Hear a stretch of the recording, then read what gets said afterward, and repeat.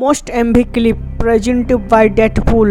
वेड Wilson military से दरखास्त होने के बाद भाड़े में लोगों का बैंड बजा के बाराती निकलता है। वेड विल्सन एक रात वनेसा से मिलता है और एक साथ रहते हुए 1 साल बीत जाता है तो वेड विल्सन वनेसा को प्रपोज कर देता है शादी के लिए दोनों बहुत खुश था। तभी वेड विल्सन अचानक बेहोश हो जाता है। डॉक्टर के पास जाने पर पता चलता है वेड विल्सन को कैंसर है। ये सुन के दोनों बहुत हैरान हो जाता है। तो एक बंदा वेड विल्सन से मिलने आता है और कैंसर ठीक करने के लिए एक पता पे मिलने बोलता है। तो वेड विल्सन कार्ड के एड्रेस को देखते हुए पता पे पहुंचता है जहां पर उसे बांध दिया जाता है। तो वेड विल्सन को इंजेक्ट करता है और हर तरह का टॉर्चर करने लग जाता है जिससे वो म्यूटेंट बन के कैंसर ठीक हो जाए। वेड विल्सन को कांच के सिलेंडर में डाल के बांध देता है और अंदर से सारी ऑक्सीजन बाहर निकल लेता है जिससे वेड विल्सन सांस नहीं ले पाता। तो स्किन डैमेज होकर सेल काम करने लगता है और एक म्यूटेंट बन जाता है जिससे कैंसर भी ठीक हो जाता है। तो वेड विल्सन लड़की के मुंह से माचिस का तीली छीन लेता है। वेड विल्सन को जब सिलेंडर में बंद करके चला जाता है तो अपना माचिस का तीली बाहर करता है और उसमें आग लगा देता है और पाइप के पास फेंक देता है। जब ऑक्सीजन को खींचते हुए पाइप में आग भी खींच लेता है जिससे एक बड़ा ब्लास्ट होता है। फ्रांसिस जब आग निभाना आता है तो वेड विल्सन उन पर हमला कर देता है और बुरी तरह से मारने लगता है और फ्रांसिस बोलता है उसके बाद सूरज चेहरा मेरे बिना कोई नहीं ठीक कर सकता। तो रॉड को वेड विल्सन के आर पार कर देता है और घर टूट के वेड विल्सन पर गिर जाता है और मलबे से बाहर आकर देखता है वो एकदम तंदुरुस्त था। तो वनेसा से मिलने जाते हैं पर उसके बाद सूरज चेहरे की वजह से वनेसा से बात नहीं करता। तो वेड विल्सन प्लान करता है कि फ्रांसिस को ढूंढेगा और उसका चेहरा का चोटा ठीक करेगा।